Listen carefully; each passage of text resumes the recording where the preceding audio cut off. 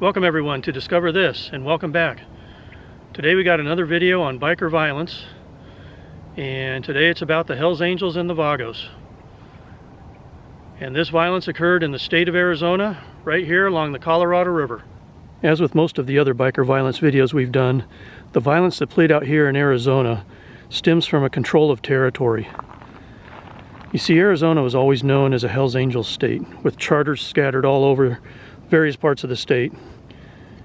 But the Vagos MC started moving into Arizona, not concerned about the Hells Angels. The Vagos and Hells Angels were already fighting in California. Now Arizona was a new battleground. When the Vagos put on an Arizona bottom rocker on their colors or cuts, that was really a declaration of war. It's a gang war. And Charles Falco, who infiltrated the Vagos for 2.5 years and was known as Quick Draw, says the bloodshed is all the result of expansion. The Vagos decided in 2003 to move into Arizona, and that has always been considered Hells Angel territory, and so that is what started this war. On June 11th, 2009, a group of Hells Angels and a couple members of a club called the Desert Road Riders out of Bullhead City, Arizona, an allied club of the Hells Angels, were actively looking for Vagos members at various bars around the Fort Mojave and Bullhead City areas. The Hells Angels would go inside bars they believed the Vagos hung out in and check to see if there were any members there. If not, they'd move on to another bar. Two-time killer, execution style, and former member of a rival outlaw biker club called the Vagos. and they ain't got no sense. It's about violence. We're the toughest guys on bikes.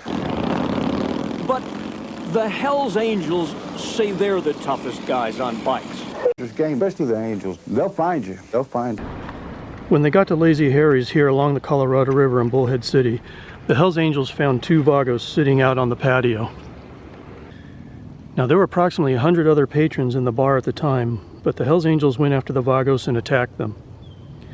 Many of the other patrons tried to flee. In fact, two women reportedly tried contemplating jumping over this railing and dropping down just to get away from the fight. The bartenders called the police.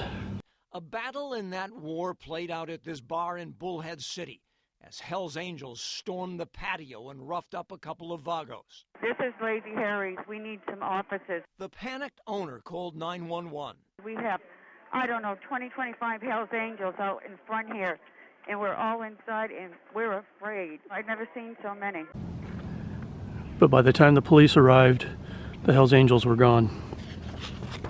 After a 6-month investigation on December 2nd, 2009, law enforcement conducted what they called Operation Quiet Riot, serving 7 arrest warrants and conducting search warrants on various properties, including the Hells Angels Nomads Clubhouse in the Flagstaff, Arizona area. 7 Hells Angels were arrested that day, along with 2 Desert Road Riders members. All were charged with rioting, a felony in Arizona, and some were charged with participating in a criminal organization.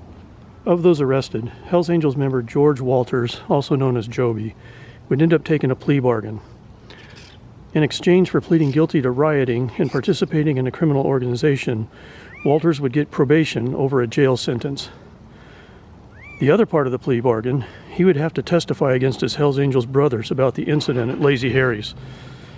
Before Walters could get before a judge to accept his plea in court, he fled. He was in hiding for a few months before law enforcement found him and brought him before a judge, where he was convicted of the rioting and participating in a criminal organization. And because he fled, the judge threw out the plea agreement and sentenced Joby Walters to 2 years in prison. Now, the others did not take a plea, and they wanted to take their chances in court. By the time they got to court, one of the Desert Road Riders, President Clifford Ballantyne, had left the Desert Road Riders and was now a full-patch member of the Devil's Disciples MC.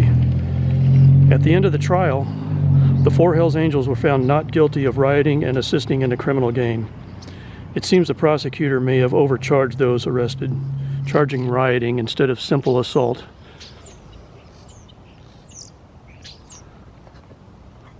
In the trial of 4 Hells Angels last month, argued the Lazy Harry's attack was tied to the Vagos' push into Arizona. Jorge Gilblanco, a retired San Jose cop who has worked bikers for years, was an expert witness in the case. It's all about territory, it's all about expansion, it's all about this is my area. So that's going to do it, ladies and gentlemen, for this little video on the violence between the Hells Angels and the Vagos.